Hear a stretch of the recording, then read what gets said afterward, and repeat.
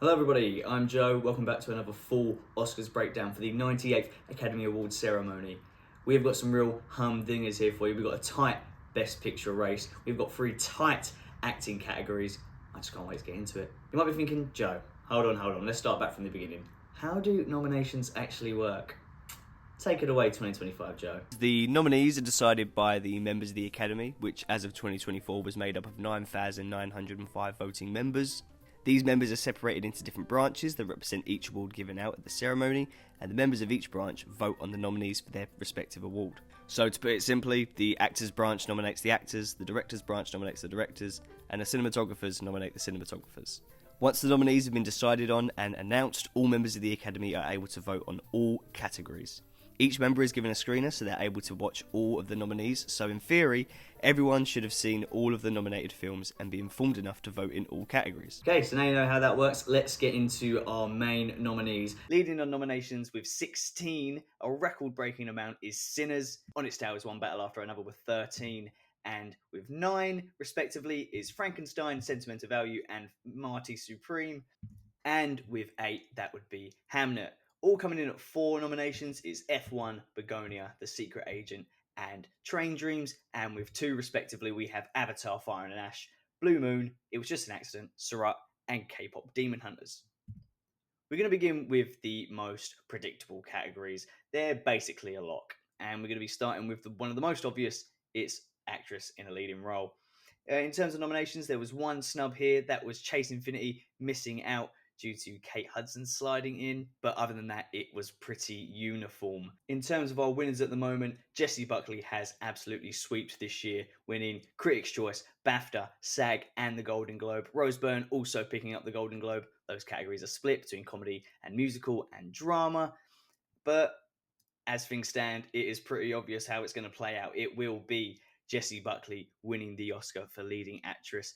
My personal pick, you can see highlighted there in the green-blue thingy, is Renata Reinsve. I think she's amazing in Sentimental Value. Up next is directing. Pretty straightforward in terms of the nominees. We were thinking Jafar Panahi, Guillermo del Toro, and even Kleber Mendoza might slide in at the end, but it was the main 5 that it ended up being. It's another full sweep for Paul Thomas Anderson here. Critics' Choice, BAFTA, Golden Globe, and the DGA Award all going to Paul Thomas Anderson. And that will be my prediction. He has to win it. If he doesn't, then there will be an absolute outrage. My personal pick, also Paul Thomas Anderson. On to Screenplay, the main expected 5 did make it in. No Other Choice did turn a few heads to begin with, but it became clear that it was going to get snubbed. That meant Train Dreams made it into the 5th spot. It's another sweep, one battle after another, winning everything. Critics' Choice, BAFTA, Golden Globe, and the WGA. So it will be my winner. Original screenplay, we had a bit of a snub here. The first 4 were almost locks. Sinners, Sentimental Value, Mighty Supreme, and It Was Just an Accident. And then between The Secret Agent, Sorry Baby, and Weapons, people were chucking in those. No one really expected Blue Moon to get in there, but in hindsight, it's a very wordy film, and I'm surprised not many people actually predicted it.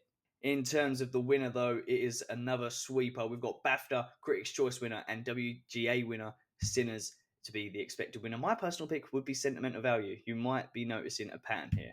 Original score, the 5 expected nominees were Sinners, One Battle After Another, Hamnet, Frankenstein, and Mighty Supreme. There was a surprise on Oscar nomination morning, though, when Begonia slipped in at the 5th spot. Jerskin Fendrix' score is one of my personal favourites.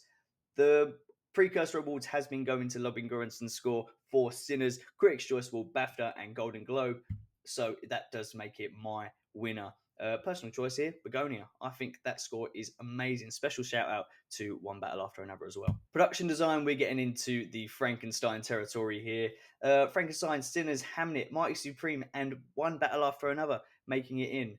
Wicked for Good getting absolutely snubbed. It was expected to be a real lock at the beginning of the season. But One Battle After Another slips in for a contemporary production design, which was a bit of a surprise. Bit of a sweeper here. We've got Critics' Choice, BAFTA, all going to Frankenstein, and I'd have to agree that has to be the winner. Makeup and hairstyling, Frankenstein, Sinners, The Smashing Machine, The Ugly Stepsister, and Kakuho making it in. The last 2 there being a bit of a surprise on Oscar nomination morning. These are going to Frankenstein. There's no doubt about it, and it's deserving. bloody Jacob Elordi was in that makeup chair for untold amount of hours. Costume design, it is once again Frankenstein. Wicked not getting in there. And this was the biggest sort of what the fuck moment on Oscar nomination morning. Avatar, Fire and Ash making it in to costume design. It was the 26th predicted spot, which is just unheard of. I don't think people even considered it for costume design since, they're all CG. In terms of the precursors awards, though, it's all going to Frankenstein. My personal pick would be Mighty Supreme, simply for the fact that every time Timothée Chalamet showed up on screen in a new outfit, I'd think to myself, damn, I want that outfit. Animated feature film, it was very straightforward in terms of the nominations. Bit of a weak year, if I may say so myself. It will be K-pop Demon Hunters winning PGA, Golden Globe, and Critics' Choice. Zootopia winning at BAFTA, but there is a big asterisk against that because K-pop Demon Hunters wasn't eligible for that category. But I believe it will be K-pop Demon Hunters. My favourite out of the lot might be Little Amelie. Very surprising film. I'm surprised how much I did like it. For original song, the big surprise here was no Girl in the Bubble from Wicked for Good. That was that spot was taken by Sweet Dreams of Joy from Viva Verdi. No, me neither.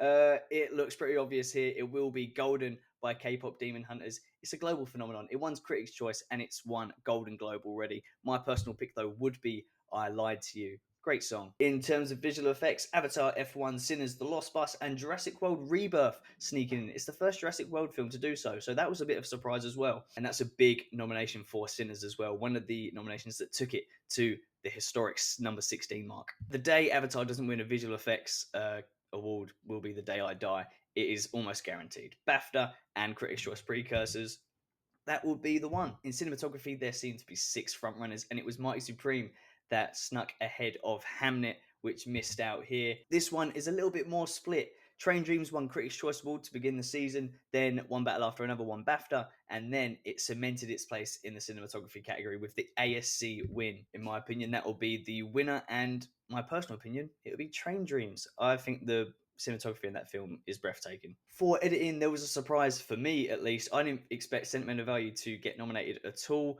I don't think its style really hands itself to what Oscar voters have sort of pandered to in previous years. Long, drawn-out takes and cuts to black is not something they normally award. But in terms of the winners, it looks like it will be One Battle After Another this year. F1 won the Critics' Choice Awards, and Sinners won the ACE Award, but One Battle After Another won the BAFTA Award as well as the ACE Award. That is split into comedy, musical, and drama as well. I think the combination of BAFTA and ACE will take it over the line and make it win editing. For sound, Avatar, Fire and Ash missed out, with Surat taking its place. An amazing nomination, in my opinion. And it looks like F1 has this category wrapped up completely. It's got the CAS award as well as BAFTA and Critics' Choice. It would be my pick to win, and my personal opinion would be Surat. This will be the first award for Best Casting given out at the Oscars this year, and we still don't really know what it's awarding. With Sentimental Value, Frankenstein, and Weapons snubbed, it doesn't seem to be looking at the nominated actors and more so the ensemble as a whole, the bit part characters, and the non-actors used, and sort of the uniqueness of how actors are cast. Sinners won Best Cast and SAG Ensemble, though we're not sure if these precursors really mean anything in terms of the actual winner. It could mean, if it's based on the obscurity of the actors, then you could be looking at The Secret Agent or Mighty Supreme. There's some crazy casting choices there. But I'm going to go safe. I'm going to go Sinners with this one, with my personal pick being Mighty Supreme. For Best Documentary and all of the shorts, it is a bit of a free-for-all. There aren't many precursors that you can look to predict the winner. It's sort of just based on buzz, and anything can get nominated. That's why you might see some 10 slots getting nominated. So for documentary feature film, The Perfect Neighbor took home Critics' Choice Award for Best Documentary, and Mr. Nobody Against Putin won BAFTA. I'm going to go with The Perfect Neighbor. I think it's the more popular documentary. It's more easily accessible. It's on Netflix. Though I would look out for Mr. Nobody Against Putin. I think that would be my personal prediction. Not what I would personally choose. I think The Perfect Neighbor is the best documentary here, but I would definitely look out for Mr. Nobody. For documentary short film, it's sort of the same case. All the Empty Rooms is the most accessible. It's available on Netflix, and it is a very profound and moving documentary short. That is what I would go for here. Though I would look out for armed only with a camera. Live action short, there were terrible predictions for it. The top 5 not making it in, number 6, 7, 8, and 11 making it in there, with some real surprises like Jane Austen's period drama and A Friend of Dorothy making it in, even though they're terrible. My pick would be Two People Exchanging Saliva. It's a very artsy film, and compared to all of the other nominees, the best made film. Also the longest of all the nominees as well, which does give it an upper hand. Animated shorts, we are looking at Butterfly as the favourite here. I think a very weak animated short category this year. My personal pick would go for Retirement Plan, but there isn't really much to go off. Most people are predicting Butterfly, so we'll go with Butterfly. Now on to international feature film.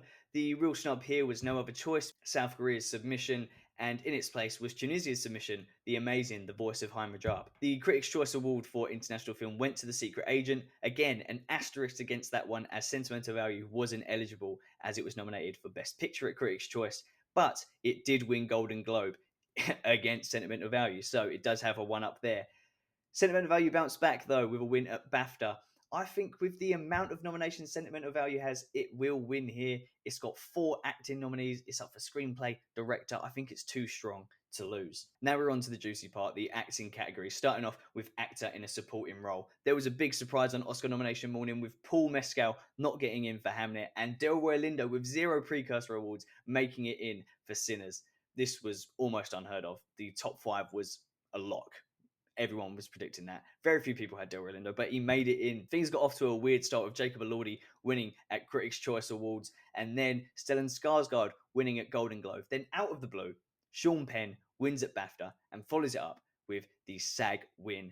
That combination is too powerful to lose, and I think Sean Penn will take it. My personal pick would be Stellan Skarsgård, though. Actor in a leading role, the top 5 were pretty cemented. There were talks of Jesse Plemons causing an upset in place of a Michael B. Jordan or Ethan Hawke. That didn't happen. Timothée Chalamet kicked off the precursor awards very well with Critics' Choice and Golden Globe wins, as well as Wagner Moura winning at the Golden Globes. Then BAFTA threw a spanner in the works with Robert Aramayo winning. He's obviously not nominated, so that's just out of the blue. And then the biggest wrench in the works of Timothée Chalamet's Oscar campaign was Michael B. Jordan winning at SAG. This puts him as the favourite. An actor in a leading role hasn't won the Oscar without at least a SAG or BAFTA win. So in my opinion, I think Michael B. Jordan is the favourite. My personal pick has to be Timothée Chalamet, though. And now the juiciest race and the penultimate category is actress in a supporting role. Odessa Zion was favourite for the 5th spot, as well as Ariana Grande, who, let's face it, at this point was dead in the water.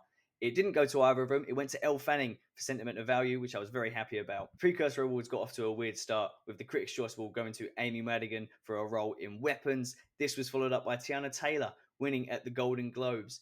So the race was between those two.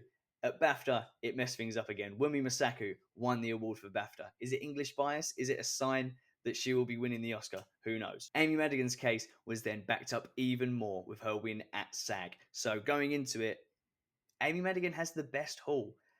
Could the fact that she's in a horror movie and it's a horror performance weigh her down? I do have that in the back of my mind. But with just Golden Globe, Tiana Taylor, I don't think will win it. Although I can change my mind. If One Battle After Another wins Best Picture, I think anything can happen. If Sinners wins Best Picture, I think Wunmi Mosaku can definitely get in. But I'm going to go Amy Madigan to win Best Supporting Actress. My personal pick has to be Inga Ibstotter-Lilius for her role in Sentimental Value. She is amazing. Maybe my favourite performance of the year. Now on to Best Picture. No huge surprises here. Most people did have it was just an accident at that 10th spot. But I think we all knew deep down that F1 was going to slip in. I had that feeling. I sort of hope-dicted that it was just an accident would make it in. But no, F1 was too strong with their sound, editing, and visual effects nominations. And it made it in. In terms of Best Picture, at face value, it does look like a very easy one to predict. Critics' Choice, BAFTA, Golden Globe for Best Picture, all going to One Battle After Another, as well as the DGA Award and PGA going to One Battle After Another. This sweep was scuppered by Sinners winning at SAG Ensemble, which is a very strong precursor. But there is also winner's fatigue. We've seen One Battle After Another win constantly throughout awards season. Could voters want to see something else win? Sinners is a huge cultural phenomenon, but on the flip side, it also is a horror movie, which the Academy, based on previous years, clearly do not favour. But if Michael B. Jordan wins that Best Actor Oscar, I really think anything could happen. I'm sticking with my guns, I'm sticking with the stats here, and I'm going One Battle After Another to win the award. So, If things play out how I think they will, these will be our final scores. One battle after another will be the winner of the night with 6 wins. Sinners coming in at second with 4 wins out of their 16 nominations, and third being Frankenstein with 3. You would also have K-pop Demon Hunters winning both of their categories they were nominated in for animated feature and original song, and Sentimental Value, Hamnet, F1, and Avatar Fire and Ash all picking up 1. This would also mean leaving empty-handed would be Mighty Supreme with 9 nominations, Begonia, The Secret Agent, Train Dreams, Blue Moon, It Was Just an Accident, and Surat. Alright, that was really quick. I hope that clears things up for you. I hope you have enough knowledge to go into the Oscars now and feel like an expert when watching it. This is purely based on precursor awards and other experts' opinion, but anything can happen on the day. And that's the magic of the Oscars, baby. Booyah.